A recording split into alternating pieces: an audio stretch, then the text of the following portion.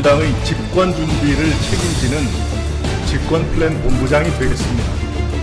한동훈 위원장의 가벼운 세칙은北京패배의 주 원인의 하나가 될 것입니다. 위대한 국민의 승리가 될 것입니다. 검증된 일꾼 김민석을 민주당 4기 집권 준비본부장으로 임명한다. 제 모든 역량을 다해서 반드시 성과를 내겠습니다.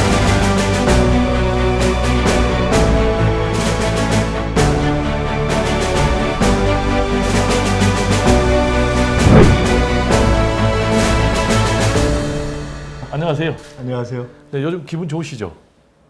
이제 더 확실해져야 기분이 더 좋을 것 같은데. 네, 아직은 뭐 확대명 수준은 아니시다. 그럼요. 네, 이런 얘기인데요. 올라가고 있는 중입니다. 네, 우리 김민석 최고위원 후보께서 과연 앞으로 정봉주 후보를 제치고 1위 자리를 차지해서 더불어민주당 수석 최고위원이 될 것인지 주요 변수를 중심으로 오늘 집중 대담을 해보겠습니다.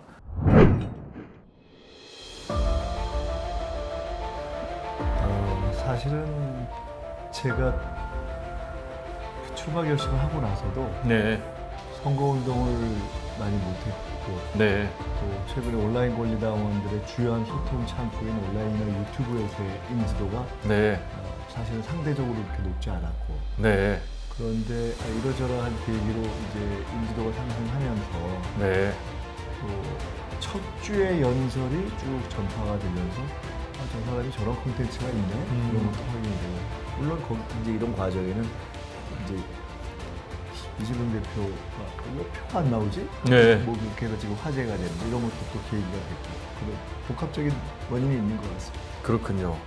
지금 이제 8명의 최고위원 후보가 경쟁을 하고 있는 상황이잖아요. 네. 그 중에서 지금 이재명 대표의 전 대표의 사실상 러닝메이트는 우리 후보님이시죠?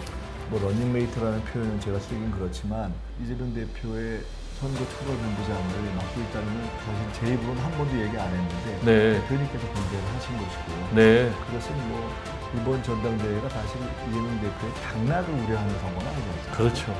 근데 이제 그렇게 한 것은 전당대회 이후에도 저희들이 여러 가지 선거라든가 또 집권 준비를 같이 좀 챙겨갔으면 좋겠다는 뜻이 반영되면서 네, 이재명 전 대표는 왜 최고위원 후보께 자신의 선거 총괄 본부장이다라는 것을 흘렸을까요? 그 공보팀에서 중간중간에 언뜻 그 선거 캠프의 좌장을 자신의 역할을 맡고 있다는 얘기를 했는데 제가 네. 그거를 제 입으로 홍보를 안 했습니다. 네. 그래서 아마 대표 입장에서 첫날 결과를 보고 이게 왜 이러지? 이게 하면서 갖는 부담 같은 것도 좀 있어서 네, 자연스럽게 부담. 얘기가 나온 것이 아닌가 싶습니다. 말씀하신 대로 그런 흐름 속에서 부울경에 이어서 그 다음 날이죠. 충남 충북. 네. 여기서도 이제 1위를 차지했어요. 그러면 궁금한 게 추세가 완전히 1위로 바뀐 것인가? 이게 좀 궁금하거든요. 이제 이번 주에 호남에서 토요일, 일요일 전북, 광주 전남을 하니까 그렇죠. 그날 이제 결과를 보면은 그날의 결과까지 보면은 이것이 추세로 굳은 건가 하는 걸 알 수가 있겠죠. 기대하거나 또는 지금 이렇게 다니면서 느낌은 그 호남 지역에서도 좀 상승세를 타기 시작한 거 아닌가 하는 느낌은 가지고 있습니다. 그렇군요. 현재까지 보니까 누적 득표율을 보면 2%포인트 차가 안 되더라고요. 예. 그러면 호남 지역에서 1위가 계속 이어진다면 역전도 가능할까요? 그 표 차이를 봐야 되겠지만 지금의 나타난 추세가 호남은 네. 또 상대적으로 지금 앞선 지역들에 비해서 표가 많은 지역 그렇죠. 아닙니까? 그거를 단순하게 대입시켜 본다면은 지금 추세가 그대로 반영이 된다면은 네. 거기서도 1위를 한다면 역전 가능성이 있다고 봐야죠. 혹시 그렇다면은 그 배경이 좀 궁금해요. 뭐니 해도 집권에 대한 기대가 높고 집권 기대. 이재명 대표에 대한 지지가 강하고 네. 제가 정책위 의장 또 지난 총선의 상황실장 등을 쭉 거치면서 이재명 대표 호흡을 쭉 맞춰왔기 때문에 네. 그런 부분에 대한 이해가 높아지고 있는 것이 하나가 있고요. 네. 두 번째로는 어쨌든 지금 폭풍 전국이 예상되고 있는데 네. 지금 나와 있는 후보들이 다 좋은 분이시긴 하지만 네. 이게 단일 종목으로 승부를 보는 것이 아니라 네. 공격, 수비, 전략 이런 종합적인 전력을 평가해야 되는데 제가 사실은 김대중 대통령 때 정치를 시작한 그렇죠. 거 아닙니까? 네. 김대중 대통령의 제일 젊은 현직 대통령의 총재 비서실장을 했었으니까요. 네. 그래서 제가 이번에 호남에 가서도 김대중과 이재명을 잇는 다리가 되겠다 이렇게 말씀을 드렸거든요. 과거 고난을 극복하고 나라의 어려움을 극복해서 살려낸 김대중처럼 네. 비슷한 어떤 스토리를 가지고 있는 이재명을 이 윤석열 정권의 무도함을 이제 종식시키고 집권으로 가게 하자라는 네. 어떤 그런 것까지도 작동을 하는 것으로 만약 결과가 호남에서도 좋게 나오면 그러니까요. 그것까지가 플러스 요인이 될 것이다라고 봐야 되겠죠. 네. 김민석 최고위원 후보께서 수석 최고위원이 되셔야 되는 이유 3가지만 짧게 부탁드리겠습니다. 3가지. 첫째도 직권, 둘째도 직권, 셋째도 직권이죠. 직권이죠. 그 직권을 위해서 네. 전시 지도부고 직권 지도부인데 네. 그 지도부가 대표가 그야말로 법정에 갇혀 있는 상태다라고 본인이 표현할 정도로 어려운 상황에서 그렇죠. 대표를 확실하게 호흡을 맞추고 서포트하면서 동시에 굉장히 다양한 공격과 수비 전체를 네. 조율하는 그런 역할이 최고위에 불가피하게 필요하거든요. 네. 근데 그거를 그럼 누가 하지? 라고 보면 현실적으로 다른 대안이 없을 정도로 네. 그 역할에 있어서는 제가 제일 준비되어 있다 이렇게 봅니다. 네. 그러면은 앞으로 미래 집권 준비를 어떻게 하시겠다는 것인지?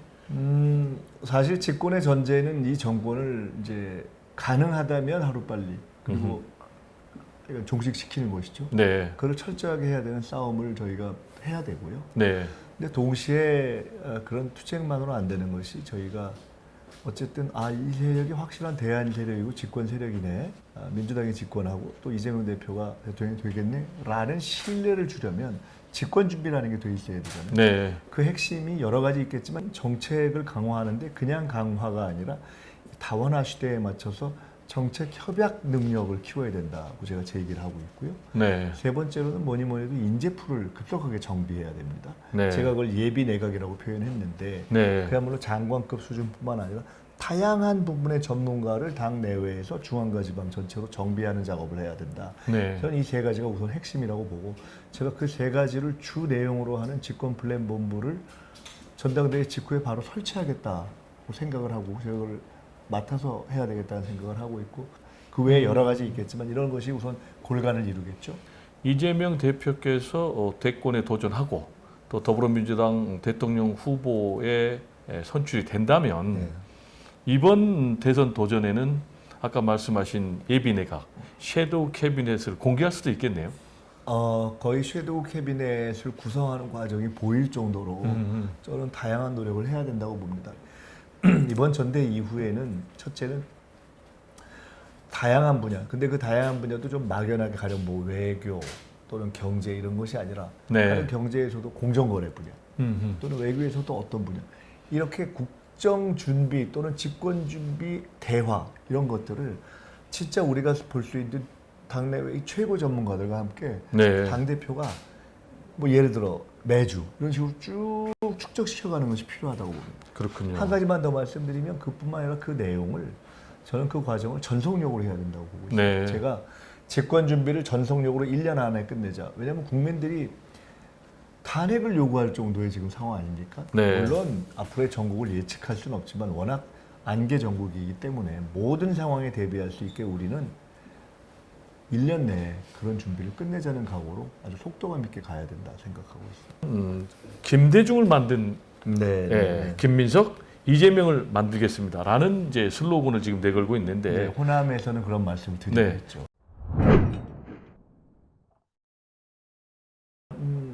같은 점은 본질은 변하지 않지만 네. 언론 등등에서 왜곡된 시각을 변화시킬 수 있는 어떤 이미지를 개선하는 노력을 한다는 거 하나. 네. 두 번째는 이 전체적인 확장력을 높이기 위해서 꼭 필요한 부분이 있다면 정책적으로도 조금 확장적 시도를 한다는 것 하나. 더 중요한 마지막에 제일 중요한 것은 집권 능력이 있다. 네. 그것을 대세로 만들기 위한 명확한 집권 의지를 가지고 체계적으로 준비를 일찍 시작한다는 것 하나. 뭐 이런 네. 정도가 공통점이고 차이가 있다면은 뭐 개인의 차이가 있을 텐데요. 네. 엄청난 고난을 극복하고 국가적 위기를 극복하면서 국가를 재도약시킬 수 있다라는 김대중 대통령은 이미 그걸 시행한 것이고 이재명 대표도 그렇게 김대중 대통령이 경험했던 개인사와 어떤 국가적인 과제의 시기와 일치하는 점이 있고 본인도 그런 점에서 더 성찰하고 학습해야 된다는 것을 굉장히 깊이 받아들이고 있습니다. 네, 그럼 이제 지금부터는요 주요 정치 현안에 대해서 좀 네네. 얘기를 나눠보겠는데요. 김건희 여사 기소에 대해서 국민이 결정해야 된다 이렇게 주장을 하셨거든요. 어떤 의미인지요?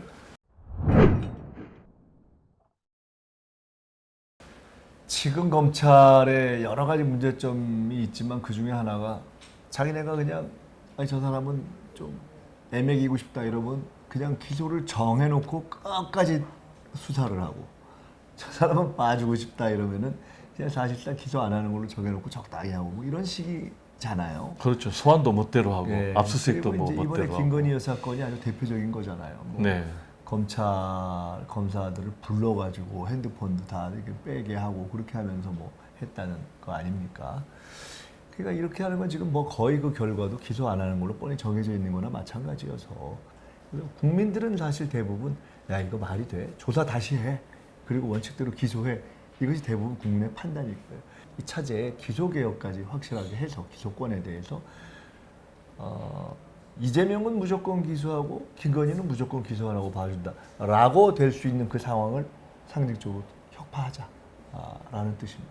그게 네. 국민이 기소권을 갖게 하자는 거죠. 지금까지의 뭐 조사 흐름과 방식을 보면 결국 이제 면죄부를 그런 주는 거죠. 예. 예, 그런 수사 결론이 나올 가능성이 매우 높은데 그런 결과 과연 우리 국민들이 수용할 수 있을까요? 그것은 이미 이원석 검찰총장과 한동훈 대표조차도 이게 법원 측을 어겼다. 네. 국민 눈높이에 맞지 않는다라고 이미 자인해버린 거지 않습니까? 네. 오죽하면 그분들이 그렇게 얘기했겠습니까? 그리고요, 지금 이제 언제부턴가 우리 사회에서 탄핵이라는 용어가 이제 일상화돼 버렸는데요. 네. 우리 이 최고위원 후보님께서 보시기에 윤석열 대통령에 대한 탄핵 현실화될 가능성 있을까요? 국민의 요구는 높다. 둘째, 그럴만하다. 셋째, 8석이 모자란다. 네. 넷째, 헌재가 상당히 보수적인 성향을 갖고 있는 것은 현실이다. 이 위에 우리가 있는 거 아닙니까? 네. 그래서 국민이 원하고 그러면서도 국민이 실제 현실화되는 데는 만만치 않은 어려움이 있다는 걸 아는 상황인데 우리로서는 그런 어떤 근거를 축적하기 위한 노력과 싸움을 계속 해나가야 되고요. 국민들이 원칙적인 이 시정을 원하고 있기 때문에 저희로서는 앞으로 국민들이 원하는 대로 따박따박 청문회도 하고 또 각종 특검도 하고 하면서 이 축적을 해나가면서 국민의 요구의 원칙적인 요구는 결국은 이 정권을 바꾸라는 거 아니겠습니까? 그 방향으로 노력을 해가면서 저는 풀어갈 수 있다고 봅니다. 네. 마지막으로 민주당 전당대회에 참여하고 있는 당원 그리고 또 우리 국민들에게 하고 싶은 말씀 부탁드립니다. 이 정권이 총선 심판에도 불구하고 정신을 차리지 않고 있기 때문에 탄핵 요구를 어마어마하게 하실 만큼 그렇게 이 정권을 빨리 바로잡아라 하는 요구를 하시는 것을 저희가 알고 있습니다. 무엇보다도 제일 중요한 것은 정권 교체가 집권인데 그 일을 하는 데 있어서 이번 지도부는 민주당 지도부는 전시 지도부이자 집권 지도부로서의 역할을 해야 한다고 봅니다. 제가 개인적으로 뭐 역량이 뛰어나서라기보다는 현실적으로 뭔가 당대표를 확실하게 서포트하면서 최고회의의 조율 역할을 할 수 있는 그런 일, 공격도 하면서 또 빌미를 주지 않고 방어도 제대로 하고 특히나 전략적인 운영을 할 수 있는 단체전을 리드한 경험 이런 것 때문에 현실적으로 제가 수석 최고위원으로서 역할을 했으면 좋겠다 하는 바람을 가지고 있습니다. 다른 대안이 마땅치 않기도 하고요. 이런 점을 충분히 감안하셔서 지원해 주셨으면 좋겠다 이렇게 부탁의 말씀을 올립니다. 네, 배정호의 파워피플 오늘은 최근 더불어민주당 전당대회 최고위원 경선에서 잇따라 1위로 치고 올라가고 있는 김민석 최고위원 후보를 모시고 앞으로 더불어민주당 경선 전망과 그리고 주요 정치 현안에 대해서 자세히 알아봤습니다. 그러면 다음 시간에 다시 찾아뵙겠습니다. 감사합니다. 감사합니다.